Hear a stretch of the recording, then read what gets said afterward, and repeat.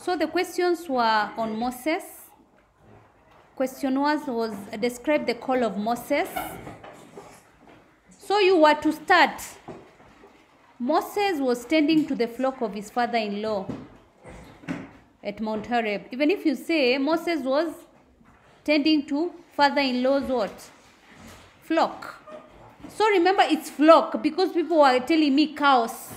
Flock. He saw a burning bush. The bush was not being what? Consumed. There was fire, but it was not being what? Consumed. He drew near to see.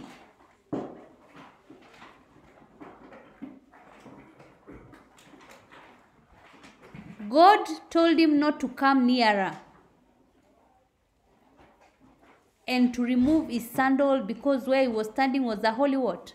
Ground. And then God told Moses that he was the God of Abraham, Isaac, and who? Jacob. Moses hid his face because he was afraid. Then God told him that he had seen the suffering of his people. So he told Moses to go to Egypt and set the Israelites free.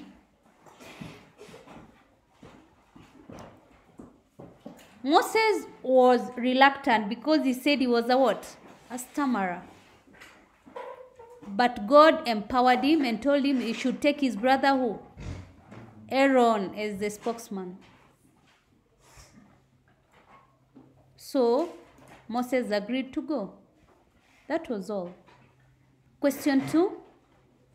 Explain the stages followed in making of the Sinai covenant. When you hear about the stages, they are talking about when during the renewal, right? So there was, I wanted number 1, you start. They are supposed to follow each other. So you say first, Moses built an altar at the foot of Mount Sinai using the 12 stones. Or you can say 12 pillars to represent the 12 tribes of Israel. That was point number 1. Point number 2, you have to call them the young men. The young men were sent to sacrifice the oxen. Young men, oxen. Then Moses took the half blood of the animals and put it in what? Basins. First half of the blood was put in the what? Altar, or thrown to the altar. Then he read the book of the covenant. The people promised to obey God or to obey the laws. And then he took the second half of the blood in bowls. Yes. And sprinkled it to the what?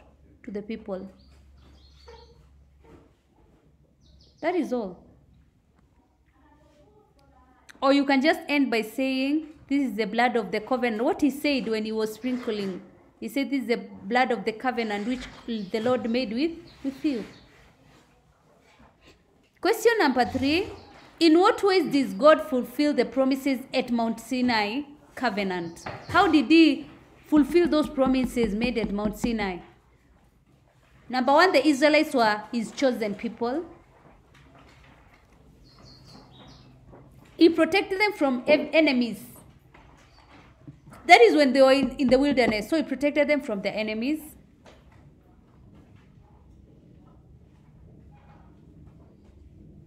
Chose good leaders for them. Or you say he chose good leaders for the Israelites.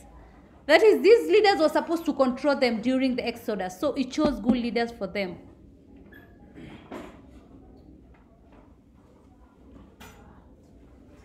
They emerged victorious in war. So the Israelites emerged victorious in war.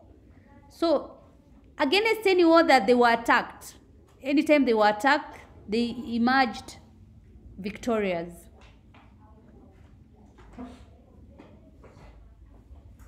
He chose priests for them. Remember, these priests were intermediaries between them and God. So he chose priests for them. So you just say the Lord chose priests for them.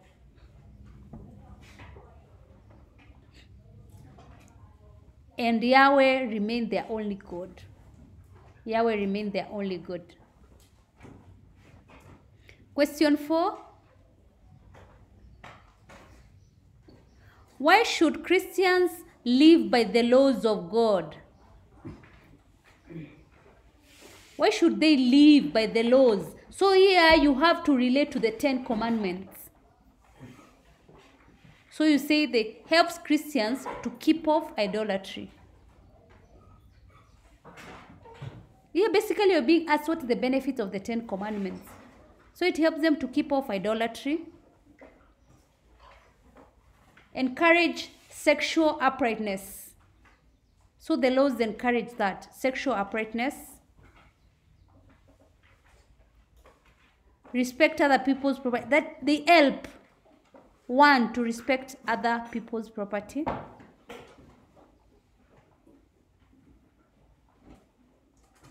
They help avoid telling lies. They help Christians to avoid telling lies or accusing others falsely.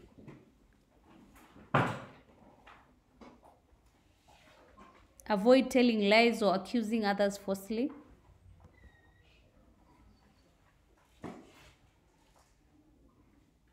So they also enable Christians to respect life. This is whereby they are not, you shall not kill. So they enable them to respect life.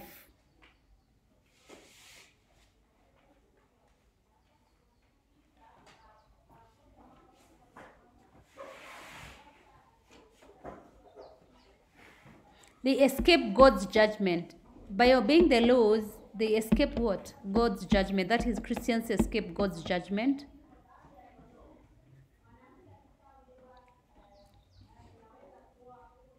They receive blessings from God. They receive blessings from God. That was all about the cat.